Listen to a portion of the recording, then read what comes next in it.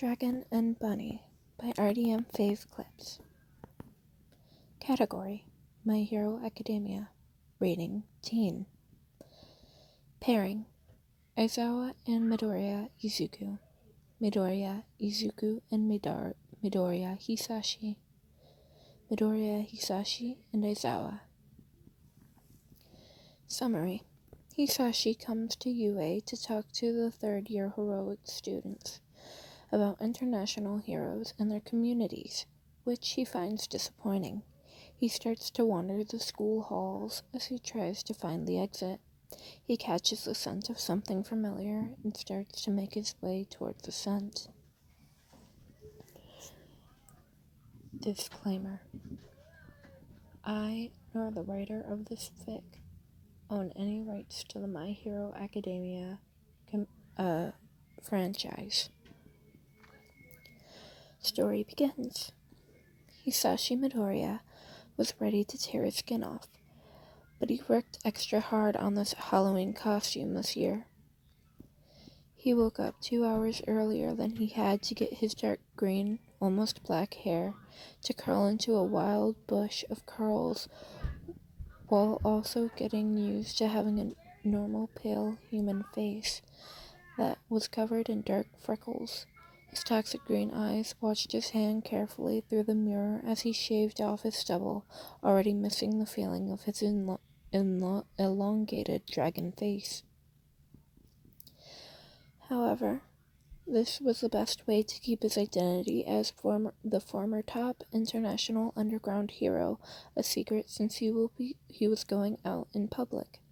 He pulled a light green hoodie over his head that had what he assumed was bunny ears on top. A black face mask went over his eyes and a gray gaiter stayed around his neck. Black squares were by his waist was the pockets that he placed his wallet, keys, guest badge, and hero ID in. His dark green, almost black scaled tail had wrapped itself around his leg a few times before green pants went over it. The black armor design of knee pads went from the knees down to where red running shoes were on his feet. To compensate for not having a spot for his tail, Hisashi had to buy a belt wrap around his waist, since he had to buy a bigger pant size.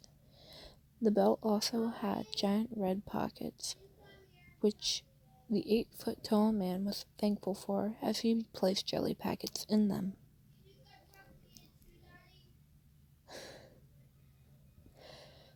I just need to give a lecture about international heroics at UA. Hopefully not running into a Razorhead, because I don't want to make a fool of myself in front of him. I would never live it down. Then I can come back to my home. Gosh, that sounds weird too, Hisashi said. He looks up at the ceiling and sighs. Why must this be so awkward? Like it's already going to be awkward telling Minty that I'm back and not leaving anytime soon.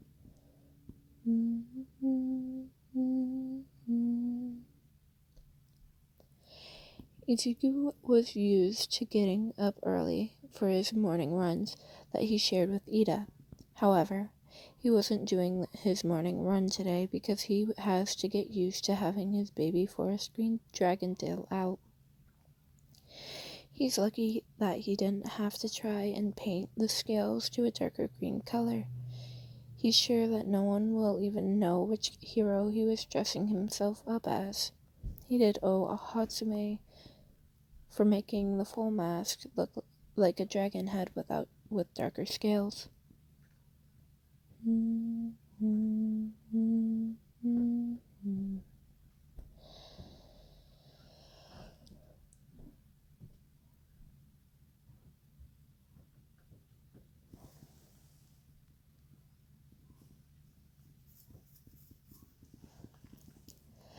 Today was Halloween, so UA was allowing the students who were dressing up to not have to wear their school uniforms. A skin-tight black armor shirt that actually felt good against his scarred arms. It had dark dark emerald flame designs going up the sides of the shirt. Black sweatpants that was tight around the waist but loose around the legs allowed for easy movement with his tail, and the pockets were deep enough to hold 2 jelly packets. He hated those things, but going beyond plus ultra to make his costume more realistic. It's not going to go to waste. He can easily give them to Aizawa-sensei once today is over. Now, he just hopes that no one tries to touch or pull on his tail, and that he can talk to Aizawa-sensei alone. Izuku could really use those jelly packets as bribes if it comes down to it, because he really needs to talk to someone about One for All. That's not All Might. All Might just keeps brushing off his concerns over the other vestiges and the dreams he's been having of the past users. He looked at himself one more time in the mirror and sighed.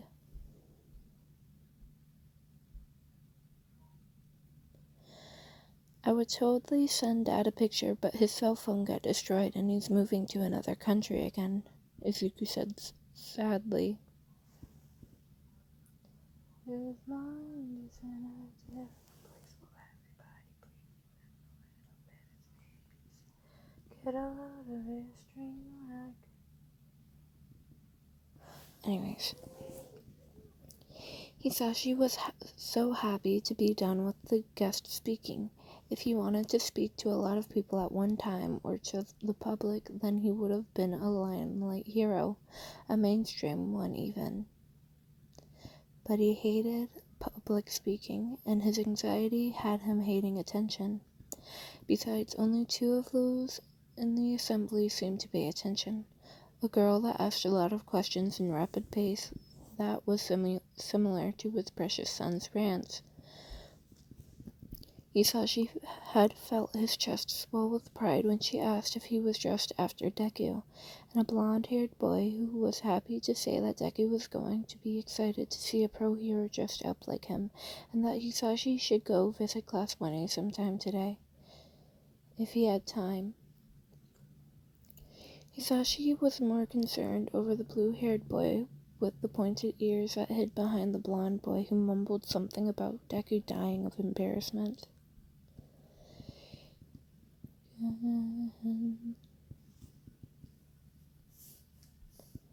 Hisashi stopped in mid-step as the scent invaded his senses, the smell of fresh mint in the rain with a companion scent of bitter coffee and chocolate. Minty is here, Hisashi said as he turned the corner to follow the scent.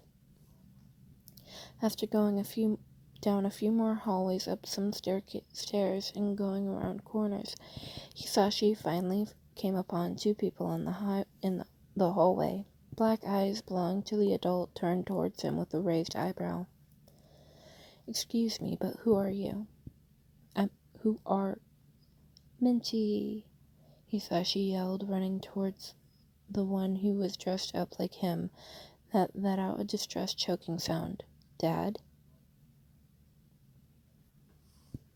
Couldn't be me. I'm joking. I've only been ghosting my father for like a few days. Joking, it's been months. Izuku was very confused because Aizawa-sensei was looking at him like he just asked if Shinso was his secret love child with Kayame-sensei. I think that's midnight.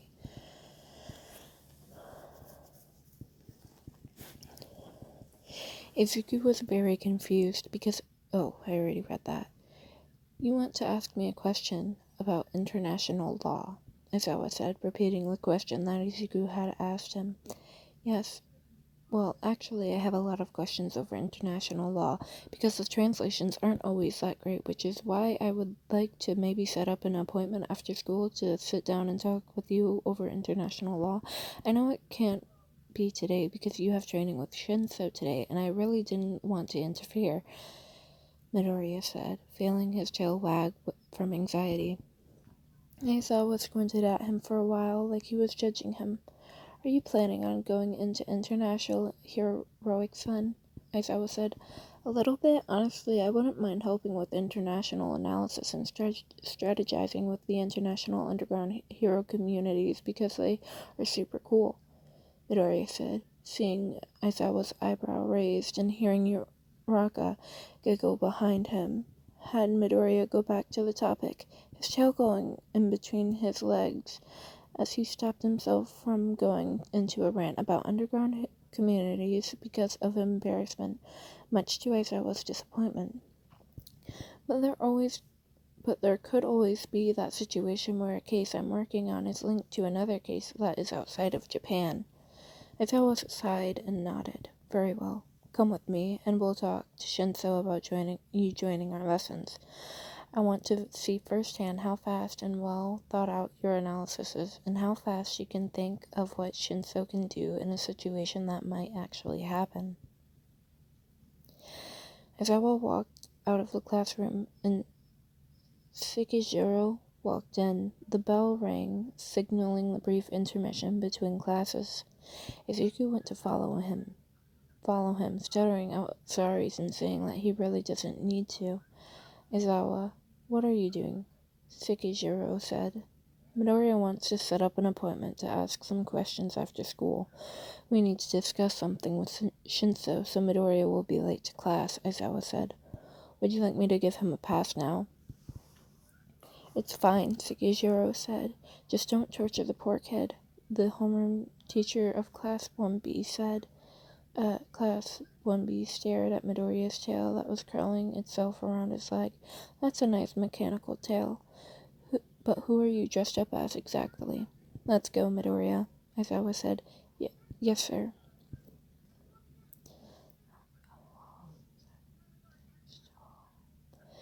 Midoriya said, catching up with his teacher. They walked through the halls until the second bell rang and the halls were empty. Once they reached a hallway that had no classrooms in it and was just used to connect some buildings together, Aizawa turned around and faced a student.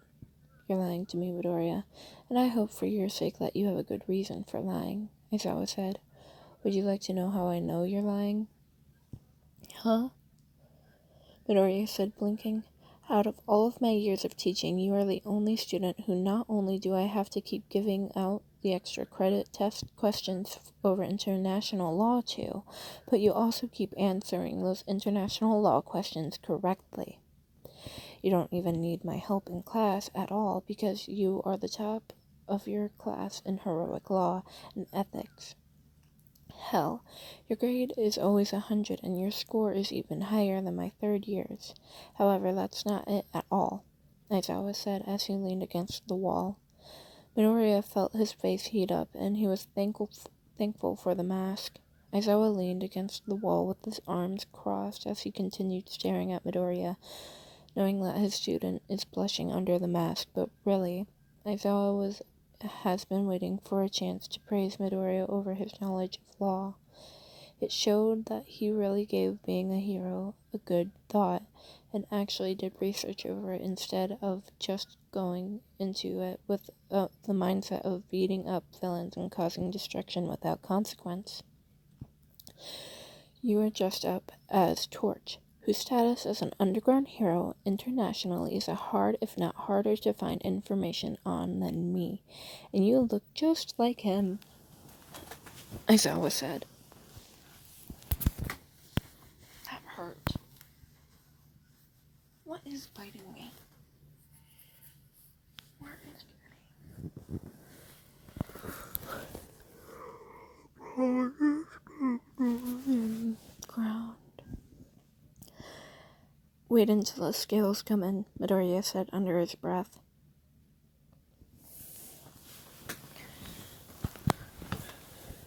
He looked at his teacher and took a deep breath. Okay, this is going to sound weird, but you're right. It's not something that a lot of people know about, but I need help with. He said, it's a big secret, and I've only told one other person about it, and I can't keep in touch with him all the time, and it's a long story. Didn't you tell Bakugo? He reached into his pocket and pulled out one of the jelly packets and held it out to Aizawa, who had blinked in surprise. So, I can offer you a jelly packet because, yes, you are correct. I'm dressed up as Torch, and he totally does keep these jelly packets in his pockets. How do you know that? Aizawa said. Is that really important right now? Aizawa grabbed the jelly packet. What exactly do you need help with? It would be a lot easier to understand if I start at the beginning. And again, it's a long story, Midoriya said, which is why I'm asking to make an appointment. Just don't tell All Might. He can't know about me asking you for help yet. Why not? All Might said I can't tell anyone, and it deals with my quirk. All Might said you couldn't tell anyone, and I'm your homeroom teacher. I should be in the know, Aizawa said, as he opened the jelly packet and put it in his mouth. What is a fucking jelly packet? Is that why the two of you are so close? I'm Googling that real quick.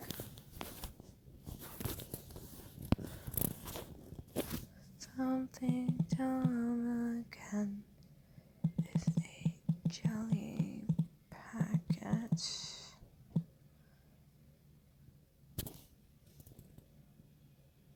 Ew, that looks disgusting.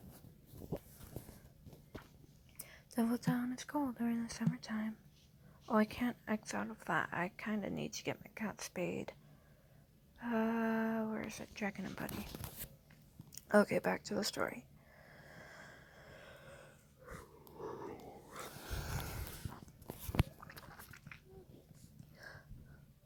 All Might said you couldn't tell anyone, and I'm your homeroom teacher. I should be in the know, Aizawa said as he opened the jelly packet and put it in his mouth. Is that why the two of you are so close? Midoriya nodded his head. I see. So if you need help with your quirk, and since you can't tell me, why didn't you go to him? Because he keeps brushing my concerns off. He won't even let me finish a sentence before he tells me not to worry about it, and I can't keep doing it by myself. I can't keep learning about my quirk by myself anymore, Midoriya said, wrapping his arms around his midsection. I just can't. Aizawa stood up straight in order to comfort his student. I feel so bad when I know you're feeling this way too. I love the saxophone. It's such a pretty instrument. Aizawa stood up straight in order to comfort his student after he put the now empty jelly packet in his pocket to throw away later. However, he noticed someone in the corner of the hallway, and his eyes narrowed as they didn't look familiar. He's pretty sure he would know someone who towered over him by 2 feet. However, the biggest concern was that the person was dressed as the student hero, Deku. Who was the student in front of him? Midoriya was still a first year in high school and a minor, so there should be no hero merchandise of Deku out for sale yet. The person was also looking at a student. Excuse me, Aizawa said, but who are Minty? The stranger said, charging straight towards Midoriya. Aizawa heard the weird sound that his student made before Midoriya's head whipped around to face the running stranger. Alright, in Devil Town.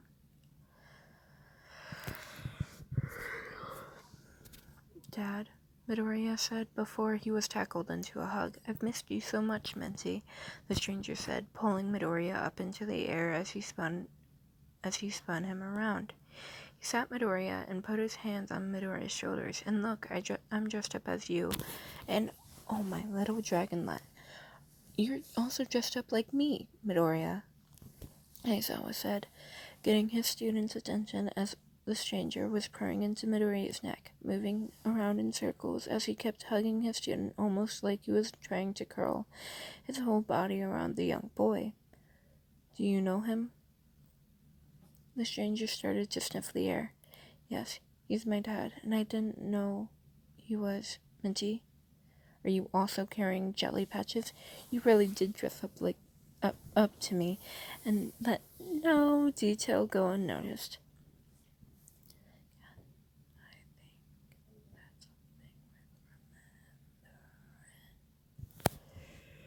Do I work tomorrow morning? Mariana has band. And Aiden isn't going. Okay. Oh, is it in your pockets? Can I have some? Talking to a bunch of strangers make me famished. Because, nerves, it makes me hungry. The stranger peeked over Midoriya's shoulder and let out a loud gasp. No, wait, you even started to grow out your tail? You've grown up so much since I last saw you. The stranger just barely noticed the ice-cold scales of the tail when Izuku whimpered and scampered behind Aizawa as tears formed into his eyes. The stranger blinked before frowning. He raised a hand to his chin and started to mutter. Strange, it shouldn't be that sensitive or that cold. It should be a little cold to the touch, but not to where it feels like it was kept in a bucket of ice. Heck, not even the ice dragon's tails are that cold. So why is it that cold to the touch? Could it be that your dragon element power came out first before the tail, or was it forced out sooner than you were ready for it? The stranger said. Excuse me, Aizawa said, interrupting the man's muttering speech, and finally getting the man's attention, who just froze and blinked slowly at Aizawa. May I see your identification? Because while Midoriya says you're his father, that doesn't exactly explain as to why you are on campus, or the reason as to why I just heard my student, who has zero problems breaking bones with no sound of being in pain, whimpered when you touch his fake tail. It's not a fake tail, Izuku said as he gripped onto Aizawa's shirt. What do you mean it's not a fake tail? Aizawa said, as he resisted turning around to face his student. He kept his focus on the stranger, who was staring at him like Aizawa had hung the moon in the sky. It's my actual tail. I'm part dragon, Midoriya said. Aizawa sighed, and Midoriya could feel all of the extra stress and gray hairs he just added onto him. Mood, sensei. Midoriya whispered. Problem child. Why are you talking about everything directly? We are talking about everything directly after school in my office today, Aizawa said, pinching his nose. But what about Shinso? You have a training session with him today, Midoriya said. You're a racerhead, the stranger exclaimed, finally finding his voice. He reached into his pocket and pulled out his hero ID. Oh gosh, I was really hoping I wasn't going to meet you today because I have no room for my hero notebook here. I could ask you for your autograph, however, it is a pleasure to meet you, but, please don't mind my hero ID being slightly out of date. I just got done moving into my apartment today, and I don't have any boxes completely unpacked, and it's the thought that counts, and I'm fully retired. What do you mean you're retired? Midoriya said. Well... Oh, version 1, 2, and 3. Okay.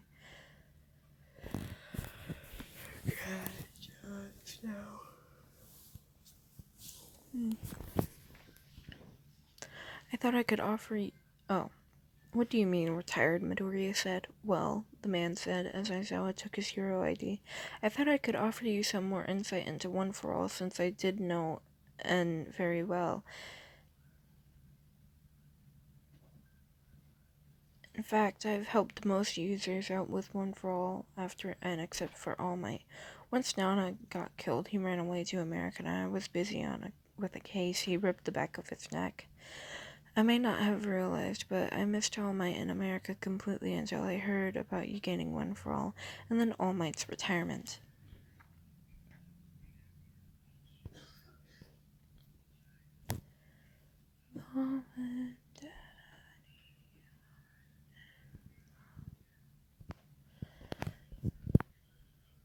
Midoriya.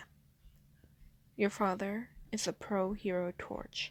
Aizawa said, looking at his student, who is now beside him. You dressed up like your father, which would explain how you know about the jelly pouches. Oh, do you like jelly pouches too? Hisashi said. But your father is also dressed up like you. However, Mr. Midoriya, you don't look like a dragon. Hisashi took a few baby steps forward, and he bent down and looked at his son. His face started to stretch out slowly into the shape of a dragon, into that of a dragon shape. Its fingers growing into claws, and a dark emerald-colored tail snuck its way out of the pants, thumping against the floor.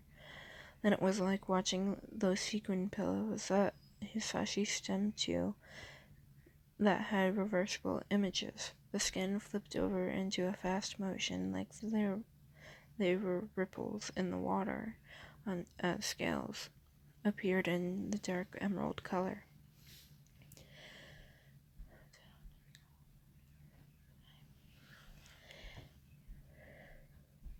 He gently nuzzled his son's cheek, making the mask move to the side, and Midoriya giggling at the affection.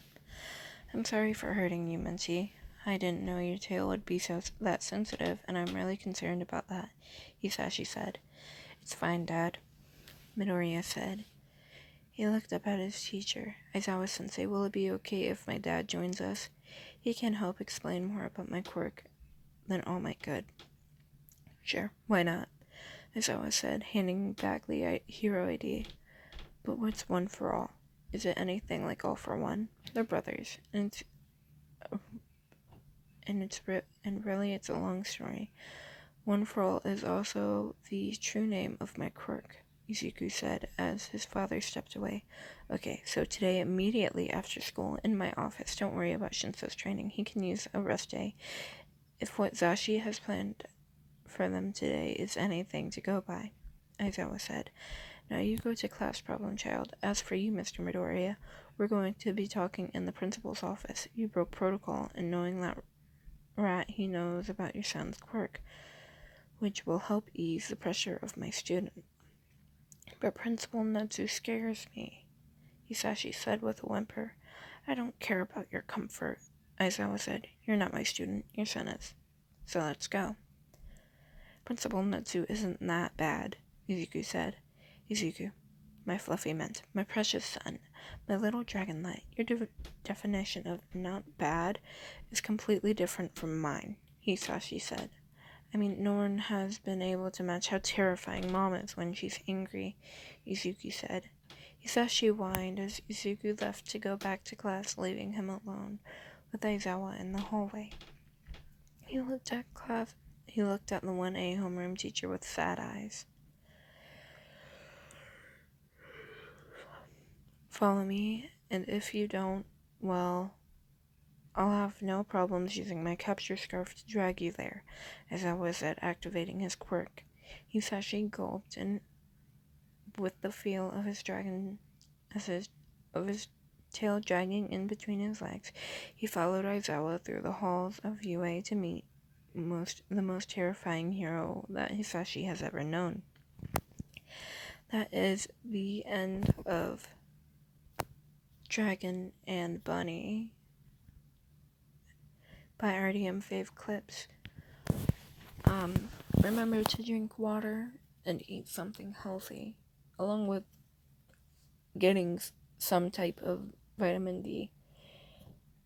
Because if you don't get vitamin D, your wounds, like the scars, will reopen, I think. Let me look at that.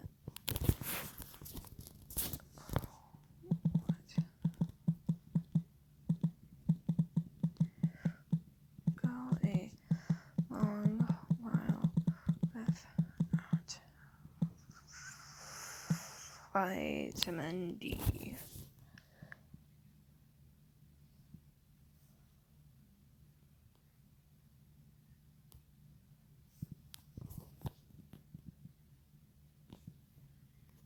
I'm pausing this real quick. Vitamin D deficiency can lead to a loss of bone density, which can contribute to osteoporosis and fractures, broken bones. Severe vitamin D deficiency can also lead to other diseases in children. It can cause rickets. Rickets is a rare disease that causes the bones to become soft and bend.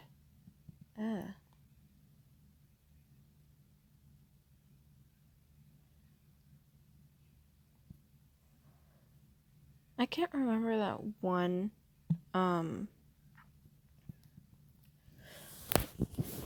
thing in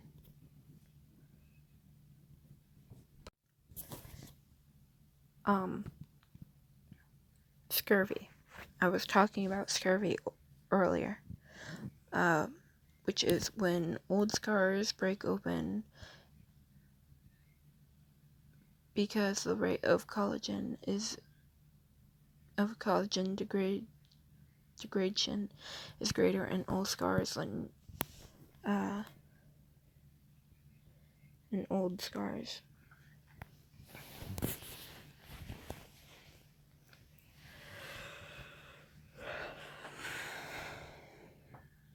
Hope you have a great night.